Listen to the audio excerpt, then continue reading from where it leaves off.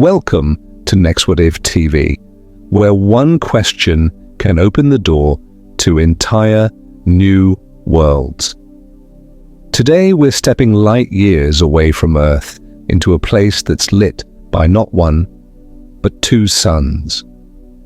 Imagine waking up each day with two dawns, watching two sets of shadows stretch across alien landscapes and living in a world where daylight never truly ends. Over the next minutes, we'll explore how life, weather, and civilization might evolve under this double-star sky, and what challenges and wonders such a planet would hold. So, what if we lived on a planet with two suns? Let's find out. Before we can imagine living on a planet with two suns, we need to understand what a two-sun system really is. In astronomy, these are called binary star systems, two stars locked in a cosmic dance, orbiting around a common center of gravity. Some are nearly the same size, glowing side by side, while others pair a giant blazing star with a smaller, dim companion. Binary stars aren't rare. In fact, scientists estimate that about half of all stars in the galaxy have a partner.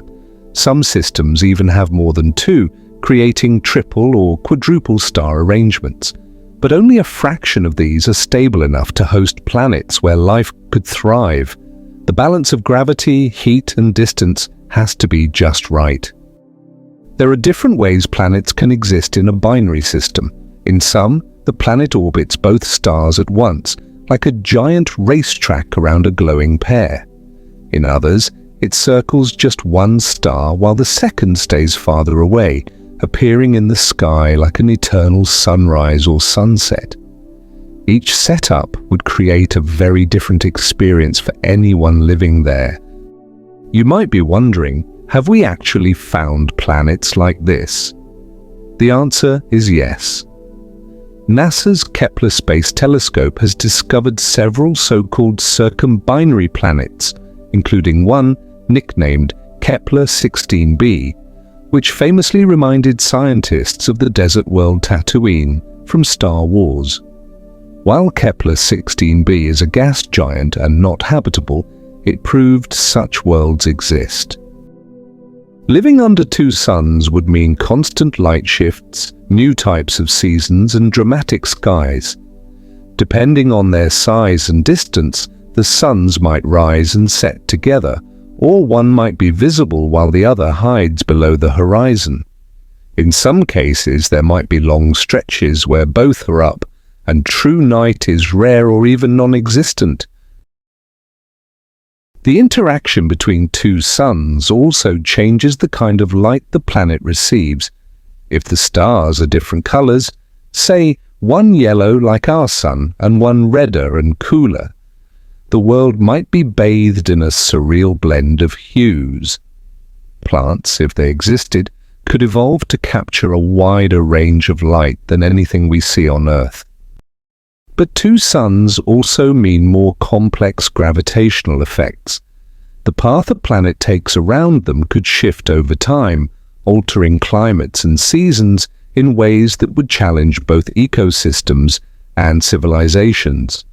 To survive there, life would need to adapt not only to the light, but to constant change. So, a two-sun system isn't just a pretty sky, it's an entirely different stage for life to play out.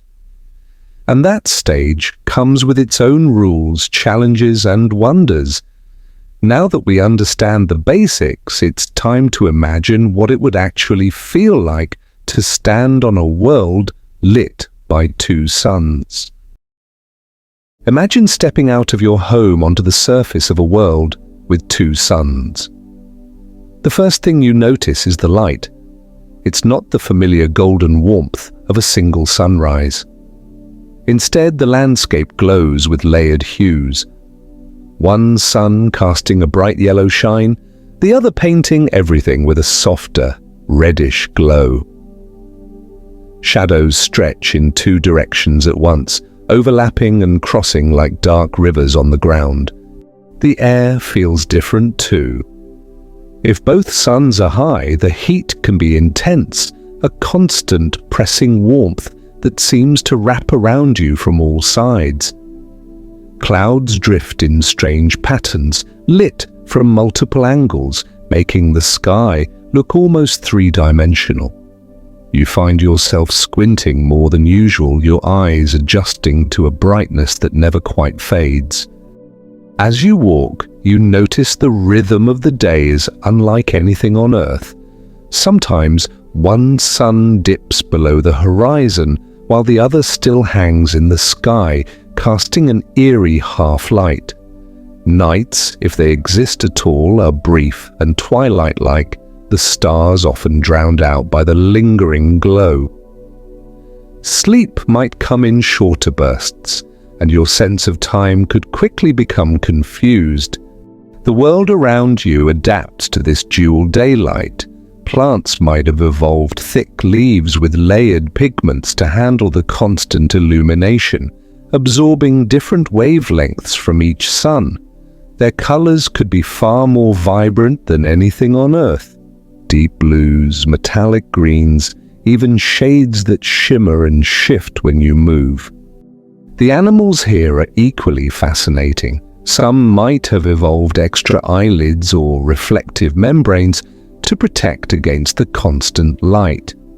Predators could use the double shadows to conceal themselves in ways Earth predators never could. Birds, or their alien equivalents, might time their movements not by a 24-hour cycle, but by the shifting positions of the suns. For humans arriving here, the psychological impact could be profound. Without a familiar day-night rhythm, people might lose track of time entirely.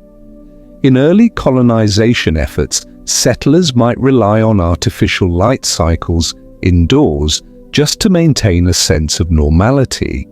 Over generations, though, humanity might adapt, developing new sleep patterns, work schedules, and even cultural rituals around the sun's movements. Architecture, too, would change. Buildings might be designed with angled overhangs and reflective surfaces to deflect the constant sunlight.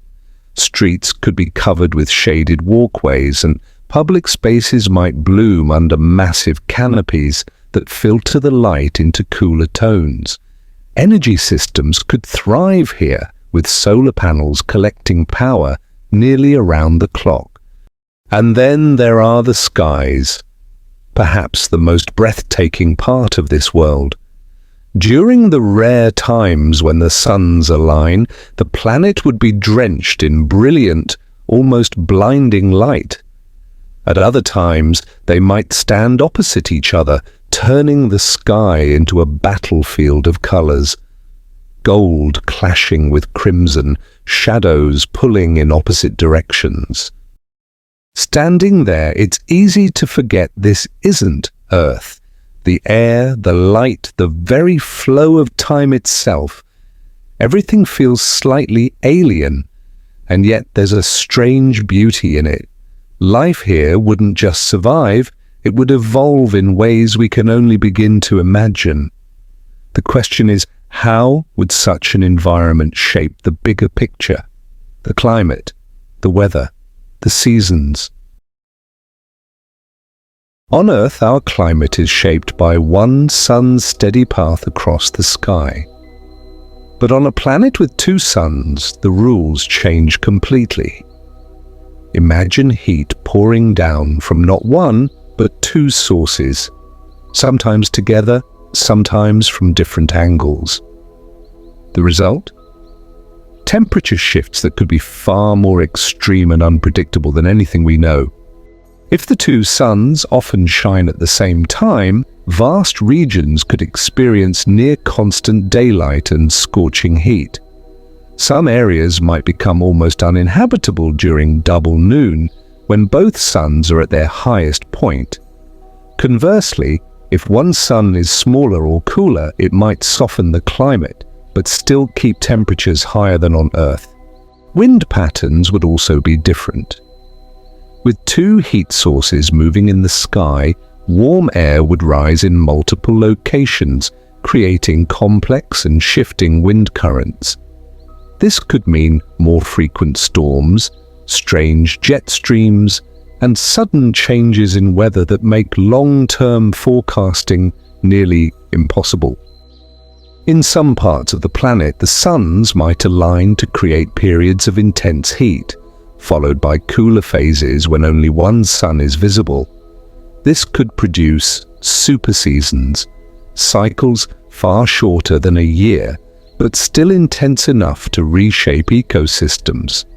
Plants and animals would need to adapt quickly, perhaps growing or reproducing in bursts during cooler intervals. Rainfall patterns would change too. If both suns heat the oceans at once, evaporation rates could skyrocket, feeding massive, fast-forming clouds. These could unleash short but violent downpours, flooding dry ground before the heat evaporates the water again. In other regions, constant sunlight might dry the land so completely that deserts dominate. If one of the suns was smaller and cooler, it might add a softer light that moderates temperature in certain regions. In such cases, habitable zones could stretch much farther than on Earth, allowing life to thrive in areas that would otherwise be frozen or scorched. But if both stars are equally hot, the habitable zone might be narrower, pushing life to the edges of continents or into underground shelters. The polar regions of such a planet could be especially strange. Depending on the orbital tilt and star positions, some poles might never experience full darkness, leading to icy landscapes that still receive constant light. Glaciers might glow under the double sun, reflecting intense brightness into the sky. In the long term, climate stability would depend on the orbital dance between the planet and its two stars. Slight changes in their positions could lead to centuries-long warm or cold periods. Civilizations here might have to build in harmony with these cycles, creating cities that can adapt to wildly different climates over time. And while some regions might be harsh, others could be paradise. Picture temperate valleys where the suns balance each other's heat, casting long golden afternoons that last for hours. Here, crops could grow faster, flowers could bloom year-round, and life could flourish in a constant summer. And while some regions might be harsh, others could be paradise. Picture temperate valleys where the suns balance each other's heat, casting long golden afternoons that last for hours. Here, crops could grow faster, flowers could bloom year-round, and life could flourish in a constant summer. On a planet with two suns, the rhythm of a day would be unlike anything on Earth. Instead of a single sunrise and sunset, mornings could arrive twice. First, with the softer glow of one star, then hours later with the blazing rise of its companion. In some systems, the stars might rise and set together, filling the sky with overwhelming brilliance before plunging the world into equally long nights. But in many cases, the suns would move on different schedules, creating weeks of continuous daylight or strange intervals of overlapping twilight. For people living here, time itself would lose the familiar balance of day and night. Darkness might become a rare luxury, a fleeting pause in the endless cycle of illumination. Life would have to adapt not to a predictable rhythm, but to a shifting dance of light that could stretch days into eternity. The most striking visual change would be in the shadows. Instead of a single shape stretching across the ground, every object would cast two. These shadows would shift, overlap, and even cancel one another depending on the stars' positions. At times, a person might see a dark, sharp shadow alongside a faint, elongated twin. When the suns align, shadows would grow bold and dramatic, painting the world in stark patterns. When they oppose each other, shadows could nearly vanish, leaving the ground strangely empty of contrast. For architects and artists, this interplay of light and darkness could become a living canvas. Buildings might be designed to project complex moving shadow art, while entire festivals could celebrate the rare alignments when shadows form perfect, symmetrical patterns across plazas and streets. In such a world, shadows would not simply be byproducts of light, they would become cultural symbols and sources of beauty. For life itself, this unending light would create profound challenges. Plants might grow faster under constant sunlight, evolving metallic or iridescent leaves to manage the excess energy, while others would close themselves at double noon to avoid burning out. Animals could evolve reflective skin or extra eyelids to handle the brightness, and predators might use the confusion of dual shadows to stalk prey. Humans would face their own struggles. Our circadian rhythms depend on night to regulate sleep, hormones, and mental health. Without true darkness, settlers might suffer exhaustion, anxiety, or even illness, forcing societies to invent artificial nights with shuttered rooms and controlled lighting. Farming would change too, some crops thriving in non-stop sun, others needing greenhouses that simulate darkness. Over time, calendars, rituals, and religions would center on the sun's movements, their alignments, and their rare eclipses, moments when the world finally plunges into true night.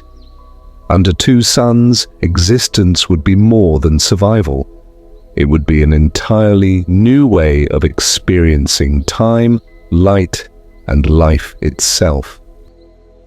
The foundation of every ecosystem begins with plants, and under two suns they would become something truly alien. Imagine vast forests where leaves glimmer like metal, reflecting excess radiation, or where trees unfold iridescent fronds that shift colors depending on which star dominates the sky. Photosynthesis itself would be revolutionized. Some plants might adapt to capture different wavelengths from each sun, running two processes at once, like twin engines of life.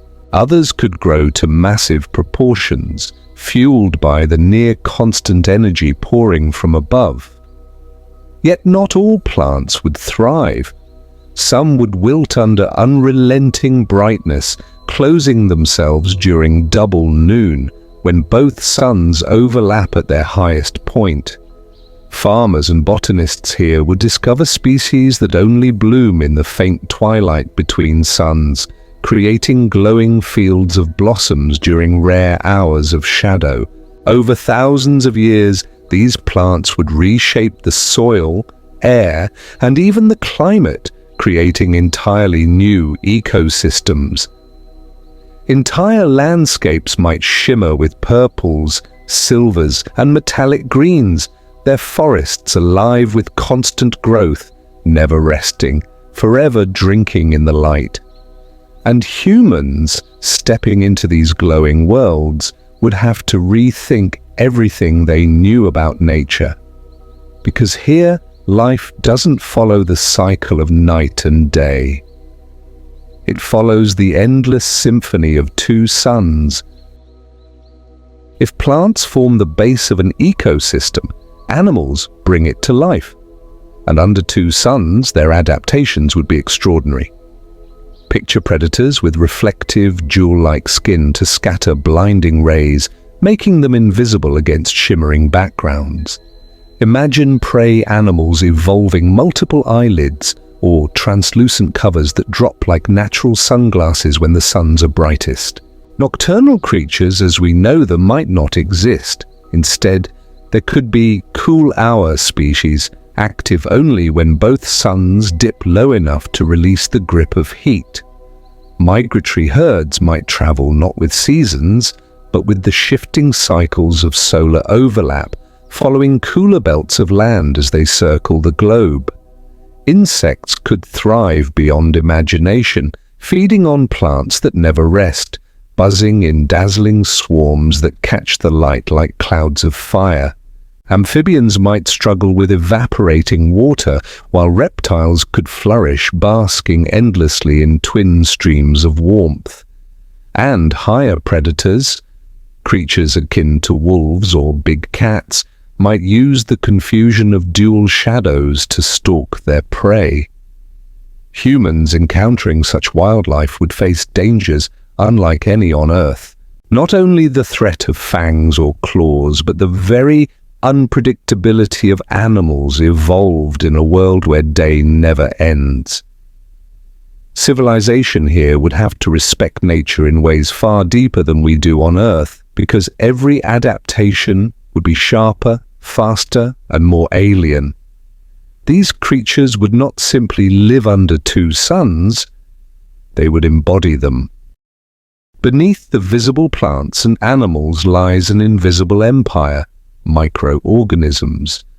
On a two-sun planet, microbes would evolve under dual streams of radiation, becoming the true architects of life. Alien bacteria might develop twin pigments to absorb and process light, creating new forms of photosynthesis unknown on Earth. Some could glow faintly in response to heat, turning soil and water into shimmering carpets at twilight. Others might pose threats. Radiation-hardened pathogens able to survive when nothing else could. These microbes would ripple upward through the food chain, shaping every plant and animal that depends on them. For humans, the challenge would be even greater. Settlers here would need to engineer farming systems that control light and heat, breed crops resistant to constant exposure, and raise animals in carefully managed environments. Water cycles would demand innovation. With higher evaporation rates, cities might construct vast subterranean reservoirs or sky harvesters to trap moisture. Even our bodies would have to adapt, our hormones, our sleep, our culture itself. Societies might divide themselves not into morning and evening, but into light phases and cool phases. Festivals could honor rare eclipses when for a moment the world remembers darkness. Religions might speak of twin suns as rival gods or eternal lovers locked in a cosmic dance. And art, poetry, even daily conversation would be drenched in metaphors of light and shadow. On such a planet, ecosystems are not just survival networks. They are living cultures, shaping belief, identity, and destiny. To live under two suns is not merely to inhabit an alien world. It is to become part of its rhythm, body, and soul. On Earth, cities pulse with rhythm, bustling days and resting nights, neon lights replacing the stars as humanity carves out its hours. But under two suns, the very concept of a city would transform. Imagine a metropolis bathed in constant brightness, where the sky never truly dims and where shadows stretch in shifting patterns across the streets. Buildings here could no longer be ordinary concrete and glass towers. They would be designed as defenses against overwhelming light and heat. Towering structures might be clad in reflective alloys, shimmering like mirrors that scatter sunlight into the air. Roofs would become living shields, layered with reflective gardens or massive canopies stretching across blocks, filtering the twin beams that pour from above. Beneath the city, vast underground networks would emerge. Not for secrecy, but for sanctuary, places where citizens retreat from the endless blaze to rest their eyes, their bodies, and their minds. Energy in such a city would never be scarce. Twin suns mean twin streams of solar power flooding the world with free, unending energy. Gigantic solar farms glittering like oceans of crystal could power megacities, industries, and even fleets of spacefaring ships. Economies here wouldn't be built on scarcity but on abundance. Energy-rich societies where wealth isn't measured in coal, oil, or gas, but in how creatively one can channel the eternal light. Factories could run without pause, homes would never fear blackout, and even vehicles might absorb their own fuel directly from the sky. The dual sun economy would be built on the limitless harvest of starlight. But abundance does not erase challenge. Constant light would erode one of the most fundamental aspects of human life: time. Without night, how do you mark the end of a day? How do you signal rest, reflection, or renewal? In these cities, timekeeping would evolve into something unrecognizable to us. Instead of morning and evening, societies might divide their hours into light phases defined by the shifting relationship of the two suns. Entire cultures might schedule meals, work, and celebration around solar alignments, a festival held when the suns cross paths in the sky, or a holiday when their shadows fall in perfect symmetry. Time here is not a simple cycle of rise and set, but a living dance written across the heavens. Psychology, too, would change. Humans evolved with darkness as a balance to light, a time for hormones to reset, for melatonin to guide sleep. In cities of eternal day, insomnia might be epidemic. Anxiety could bloom in a world that never pauses. To survive, architecture itself would take on a new purpose: to create artificial night. Blackout domes, shuttered homes, and entire districts that dim at scheduled intervals would enforce rest.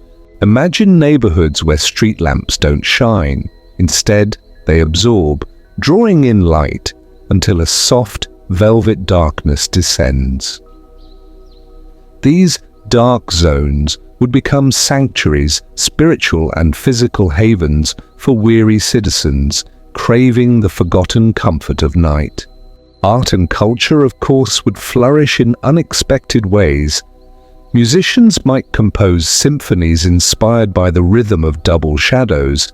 Painters could capture the surreal glow of landscapes bathed in gold and crimson light.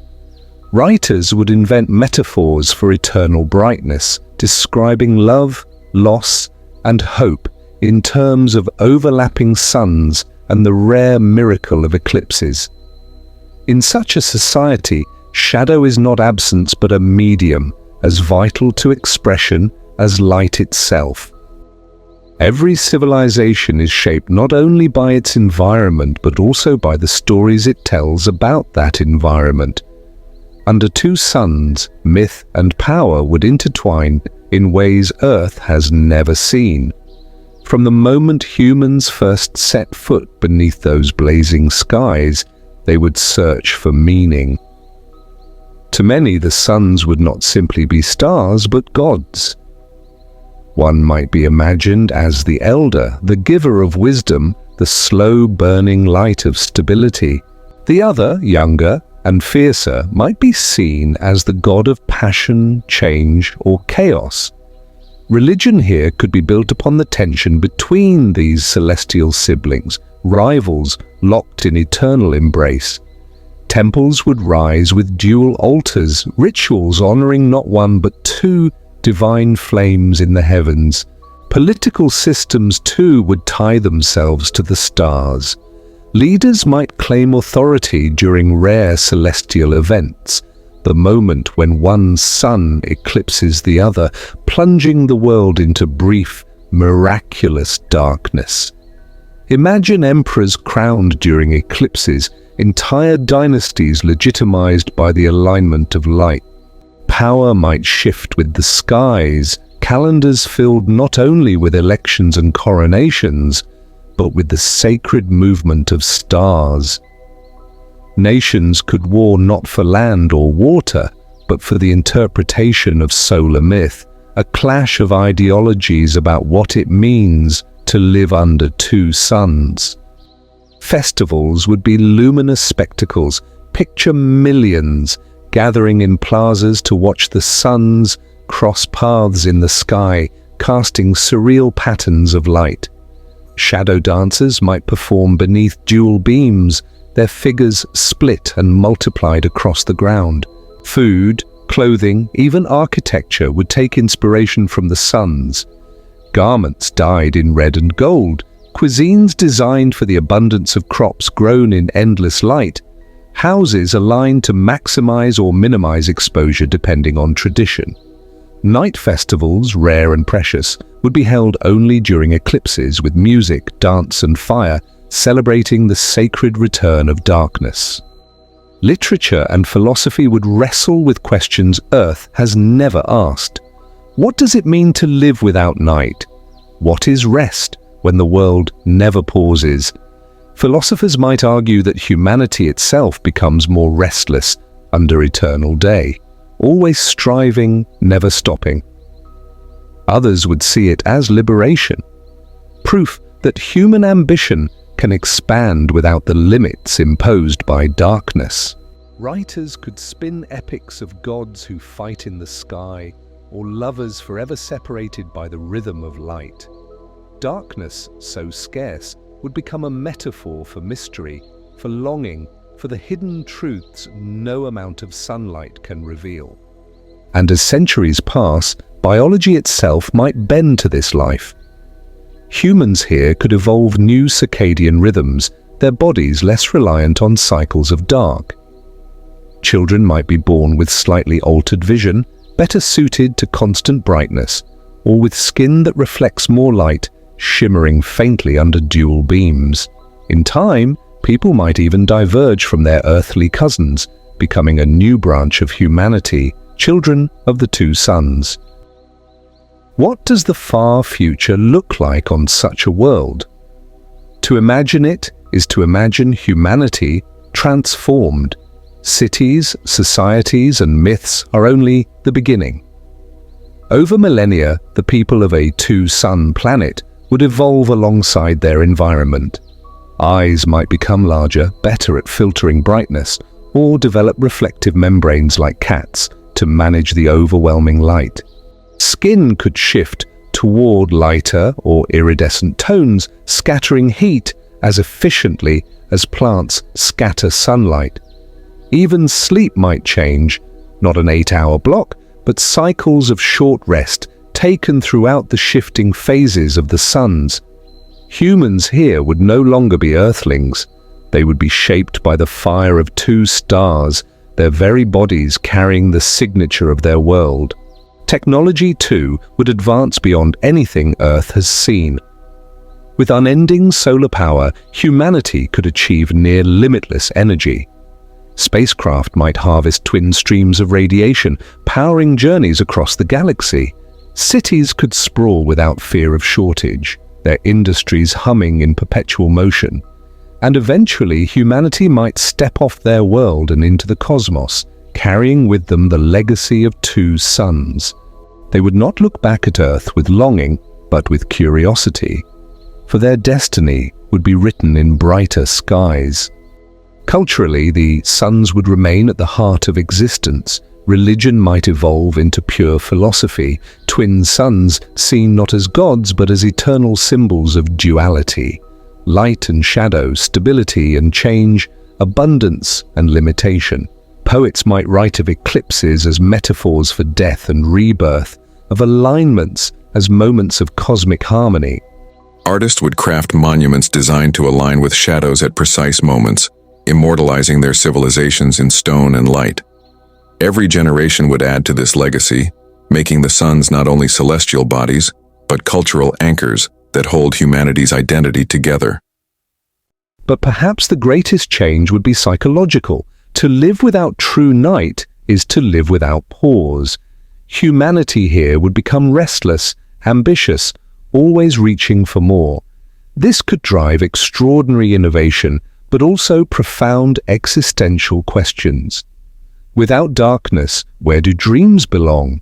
Without mystery, where do we hide our fears, our secrets, our imagination? The answer might lie in how humans embrace the rarest gift of all, the eclipse. When one sun hides the other, and for a few moments darkness returns, the entire planet would fall silent. People would stop, breathe, and remember that even in endless light, shadow still matters. And so the story of humanity under two suns is not one of survival alone. It is a story of transformation of biology, culture, philosophy, and destiny. It is the story of a species learning to thrive in eternal brightness, of civilizations shaped not by the turning of the earth, but by the dance of two stars. To live under two suns is not just to endure, but to become something new, something greater, a civilization born in light and carried into the cosmos. On Earth, agriculture was born in the shadows of rivers and valleys where fertile soils and the rhythm of day and night allowed crops to flourish. But on a planet with two suns, farming would become something entirely new. Imagine fields stretching endlessly, glowing with strange plants designed to withstand perpetual brightness. Here, farmers would not worry about drought in the same way we do. Water would still be precious, yes, but light would never fail. Instead, the challenge would be controlling it. Too much of it. Plants, though eager to grow, would risk burning alive beneath the double noon when both stars blaze at their zenith. To survive, humanity would design fields that rotate using mechanical shutters or giant reflective canopies to dim the suns when needed. Farming would become not just about planting and harvesting, but about mastering light itself. Entire species of crops would be engineered for this world. Leaves might gleam like polished silver, scattering radiation to avoid overheating. Others might thicken and fold like armor, curling inward at midday to shield delicate tissues. Some plants could even evolve to drink two different wavelengths of sunlight, one for each star, effectively doubling their photosynthetic engines. Imagine wheat that grows in half the time, fruit trees that blossom constantly, never sleeping, always producing. A farmer could walk through a field where corn grows so fast that it visibly stretches over days, or orchards where trees glow faintly as their leaves reflect and refract the light of twin skies. Harvests here would be abundant, yet managing that abundance would be the challenge. Perpetual crops mean perpetual labor, and society might never know the quiet seasons of winter when on Earth fields rest and farmers breathe. Life here would be continuous work, a cycle of planting and reaping that mirrors the eternal suns. Water would be another challenge. Under twin suns, evaporation rates would skyrocket, turning lakes shallow and rivers restless. To protect crops, civilizations might build sprawling irrigation systems, canals shaded by reflective tunnels, reservoirs buried deep underground, or even massive sky harvesters pulling moisture from the atmosphere. Farms would not simply sit open to the sky, they would be fortresses against heat. Some regions might move agriculture entirely underground, using solar collectors to channel controlled light into subterranean greenhouses. These farms, glowing beneath the earth, would look like caverns filled with shimmering gardens, plants thriving in carefully balanced cycles of artificial shadow and illumination. Livestock, too, would adapt. Traditional animals from Earth would struggle in relentless brightness, but genetic engineering could create new breeds. Imagine cattle with reflective hides, sheep whose wool shimmers with a metallic sheen, or chickens that instinctively close their eyes during double noon. Humans might domesticate entirely alien creatures, six-legged grazers that eat glowing moss, or herd beasts with translucent skin that cools their blood in the light. Farming here would not just feed humanity, it would reshape the very bond between humans and animals. And with food comes culture. On a two-sun world, cuisine would explode with creativity. Fruits ripened by constant light might grow sweeter and more intense, grains could yield new breads, vegetables could glow faintly when sliced open, carrying pigments from alien suns. Markets in the heart of cities would be perpetual festivals, always full, always alive, as stalls overflow with harvests that never pause. Food festivals would not be tied to seasons but to solar alignments. Celebrations when crops harvested under one sun are mixed with those ripened by the other. Trade, too, would grow. One region might specialize in crops adapted to high exposure, while another masters those grown in twilight phases. Vast caravans of goods would move between cities, carrying glowing fruits, reflective grains, and shimmering textiles woven from plants designed to endure two suns. A global economy of light-fed abundance would rise, one that reshapes wealth, power, and survival itself. Yet, as agriculture adapts, so too must humans. On Earth, our bodies are synchronized with darkness and light, a 24-hour cycle that guides our sleep, hormones, and moods. On a planet with two suns, that balance would collapse. Imagine living in a city where the sky never dims, where even at midnight the horizon burns with twilight. At first, settlers would struggle. Insomnia, exhaustion, and depression would sweep across populations. Without darkness, melatonin, and the hormone of sleep, would falter. People would feel always awake, always restless. Society would invent solutions, blackout chambers, artificial nights, pharmacological aids. But over generations, biology itself would begin to shift. Children born here might adapt naturally. Their circadian rhythms could shorten, breaking into multiple rest periods across the light phases rather than a single block of sleep. They might nap for 3 hours during one solar overlap, then wake, work, and eat until the next pause. Over centuries, humanity could become a polyphasic species, resting in fragments instead of long stretches. To Earthlings, such a life would feel chaotic, but for the children of two suns, it would be the rhythm of existence. The body itself would change. Eyes, overwhelmed by brightness, could evolve to develop secondary lenses or reflective membranes, shielding the retina much like desert animals on Earth. Skin might grow lighter, more reflective, shimmering faintly to scatter light. In extreme cases, pigmentation could shift to metallic tones, creating generations of humans who gleam silver, bronze, or pearl beneath the twin skies.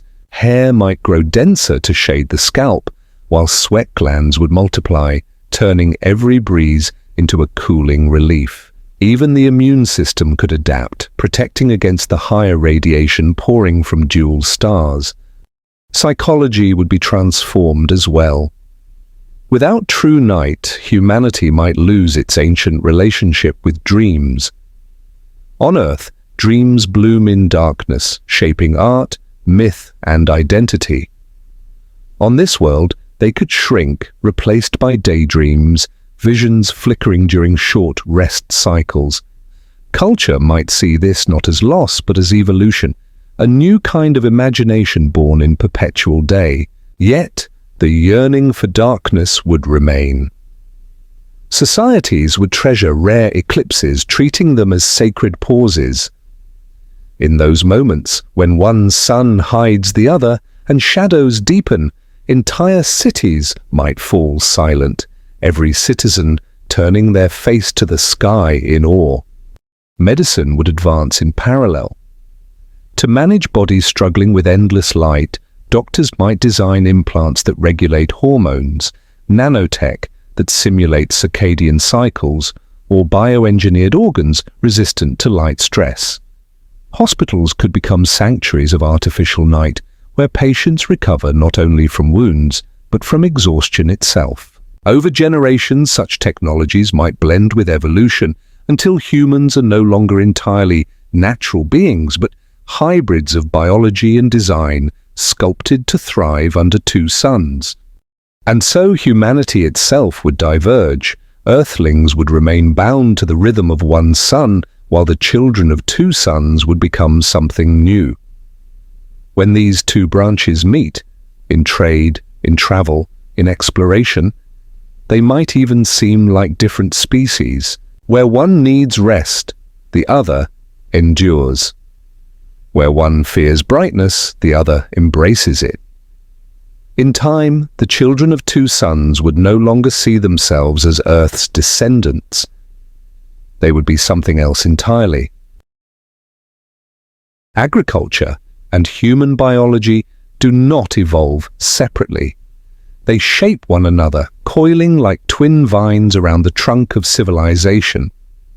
As plants adapt to two suns, humans adapt to the plants. Diets shift, shaping metabolism and growth. Crops designed for high energy yield might make populations stronger, taller, or faster. Glowing fruits rich in alien pigments could alter skin tones, change eye colors, even influence thought and mood. In return, humans engineer crops to suit their evolving needs, creating a feedback loop where food and flesh evolve together. Cities would embody this co-evolution. Urban centers might be designed around farms with towers rising above endless fields, each level dedicated to a different crop. Rooftop gardens would double as shields against heat, while underground farms feed those who need artificial nights. Markets would become not just places of trade, but centers of community, where people share not only goods but genetic innovations. New plants, new breeds of livestock, even new enhancements for the human body. Civilization here would be fed not by nature alone, but by an intimate partnership between biology and culture. Religion and philosophy would reflect this unity, where earth religions often separate the divine from the earthly. Under two suns, the divine would be agricultural, biological, embodied. Gods of harvest would merge with gods of light, myths telling of humans and plants born together beneath eternal skies. Rituals might involve the planting of sacred seeds, or ceremonies held at double noon when both suns blaze overhead. Even family life could be shaped by this duality. Children given names tied to crops, to alignments, to the cycles of food and survival. But the greatest transformation would be identity itself. On Earth, we are human because we share a common biology, a common history. On this world, humanity would diverge, split into those who cling to earthly rhythms and those who embrace the new. The children of two suns might look back at Earth with nostalgia, but not with longing. They would see themselves as a new branch of life, co-evolving with their world, inseparable from its suns.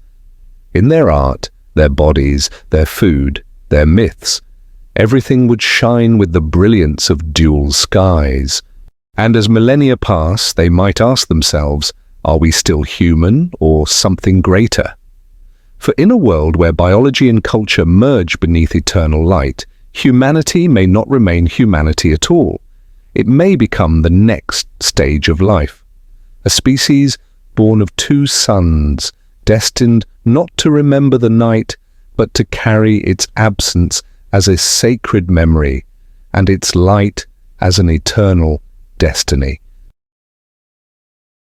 Beneath two suns, the human spirit would encounter a reality both dazzling and disorienting, a world where light is endless, where shadow is fleeting, and where the concept of night belongs not to experience, but to memory.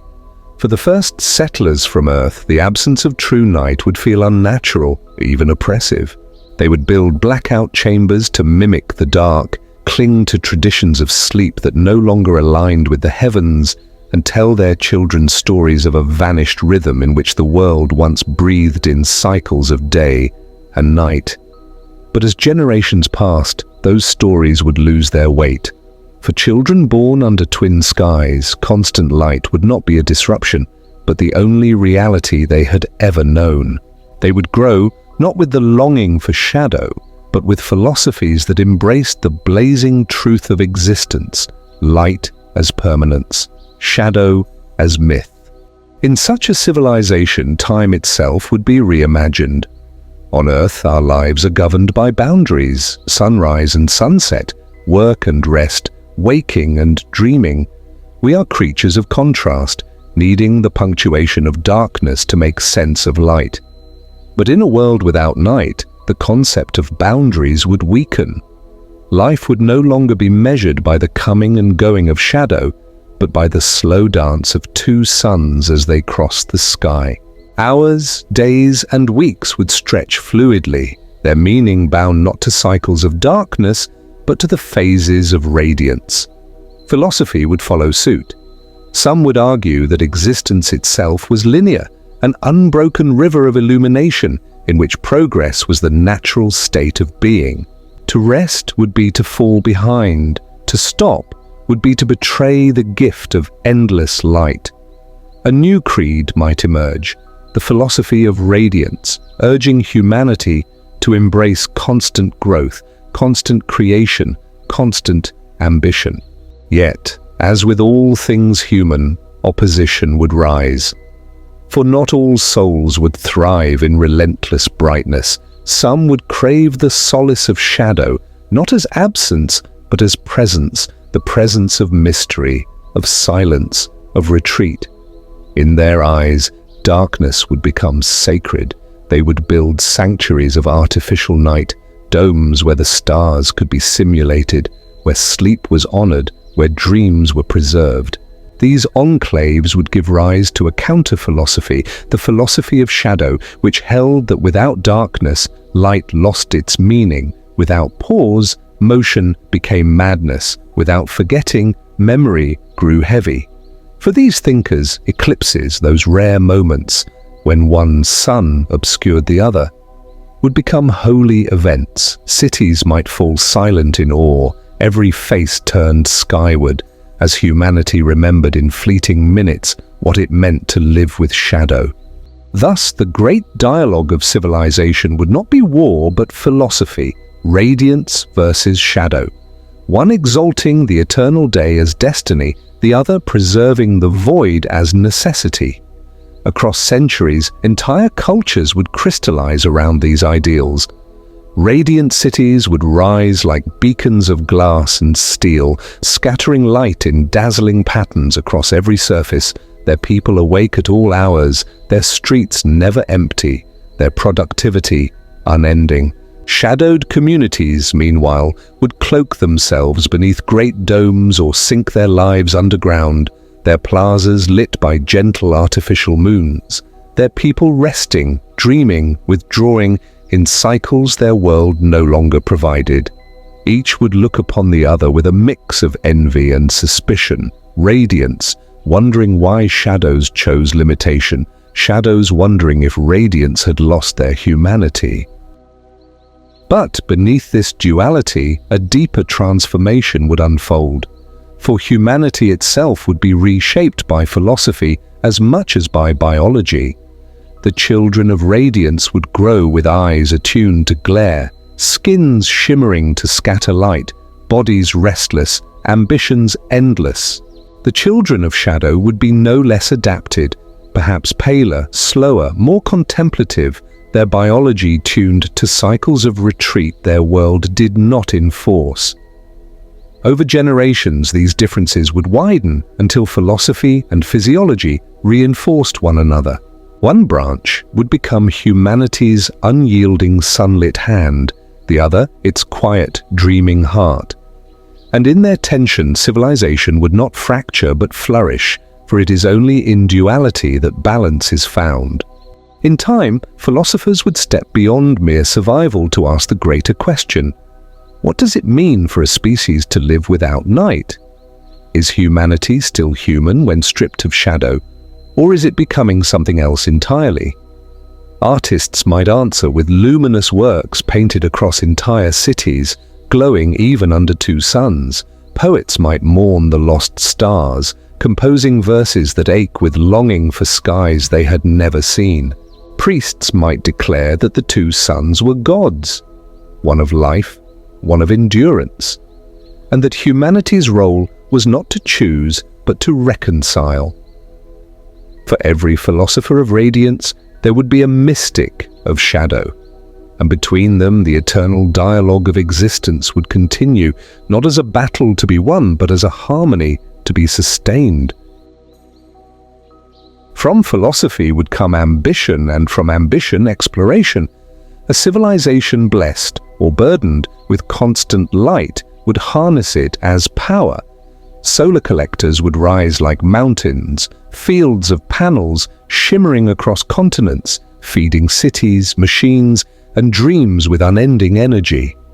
In such abundance, scarcity would vanish, hunger would be a memory, industry would hum without pause, and when a species finds itself without limits, its eyes inevitably turn outward to the stars.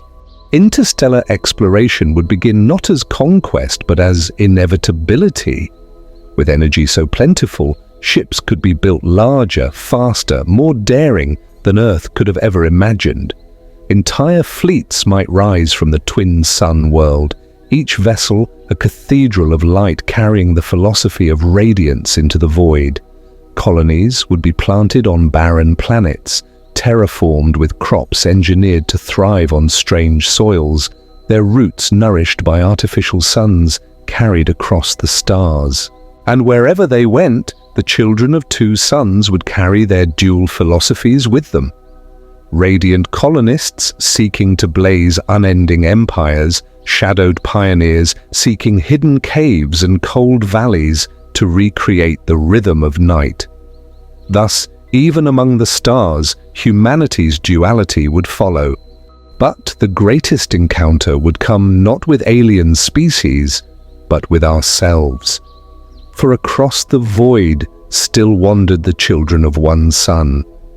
Earthlings, bound to the rhythm of day and night, their cultures shaped by contrast, their philosophies rooted in the ancient dance of light and shadow. When the two branches met, one born of eternal day, the other of Earth's familiar balance, shockwaves would ripple through both civilizations.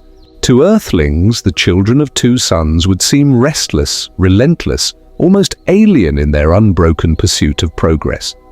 To the dual-sun humans, Earthlings would seem fragile, still tethered to cycles long transcended, unable to imagine existence without pause. And yet, in that encounter, both would see themselves reflected. At first, tension would reign. Who were the true humans? Those who preserved Earth's rhythm, or those who had become something new? Radiance might declare themselves evolution's next step, the destined heirs of light. Shadows might claim that only they preserved humanity's soul. Earthlings, caught between awe and suspicion, might wonder if they were meeting kin or strangers. But over time, dialogue would blossom. For philosophy, unlike biology, can cross any divide. Together they would debate, what defines humanity? Is it origin, or is it adaptability? Is it memory, or is it destiny? And in those debates, civilization would stretch once more, reaching not just for survival, but for understanding. As fleets spread outward, entire galactic cultures might rise. Radiance could build shining metropolises across alien skies, cities that never dimmed, powered by suns both natural and artificial. Shadow enclaves might spread alongside, carving sanctuaries of darkness in the void, preserving rest and mystery as treasures more valuable than gold. And when these cultures met Earth-descended humans, a new galactic philosophy might emerge, not radiance or shadow, not one sun or two, but something beyond. A recognition that humanity is not one, but many, and that its strength lies in that diversity. In the end, beneath the light of two suns or the shadow of one, humanity's destiny would not be written in stars but in choices. A civilization born of radiance would discover that light, without shadow, breeds blindness, just as Earthlings know that shadow without light breeds despair. Together they would learn that neither condition defines humanity alone. What defines us is not the sky above, but the will within, the ability to adapt, to imagine, to dream. And so the final reflection emerges. What if humanity was never meant for one rhythm, one sky, one definition? What if our true nature is to transform endlessly, to thrive under any star, to dream in any shadow? The children of two suns would look back upon Earth not with longing but with reverence, honoring the cradle that gave them birth. Earthlings would look upon the dual sun worlds with awe, seeing in them not strangers, but possibilities. And together both would face the same question. If we can survive under one sun and under two, what can we not survive? Perhaps the meaning of the two suns is not physical, but symbolic. They remind us that existence is not singular but dual, not simple but layered. We are creatures of contrast, of work and rest, of knowing and wondering, of progress and pause. To live under two suns is to embrace abundance, but also to remember that even in eternal day, shadow must be preserved. For without shadow there is no dream, and without dream there is no future. So let us end where we began, with a question, not one to be answered, but one to be carried. What if our destiny is not tied to one world, one star, or even one definition of humanity? What if we are not children of Earth alone, nor children of two suns, but children of possibility itself? What if our true home is not under one sky, but under all skies wherever we dare to go? And as the twin suns sink together beneath alien horizons, as families stand hand in hand watching the heavens blaze, we are left with silence, with wonder, and with the eternal question that drives us ever forward. What if?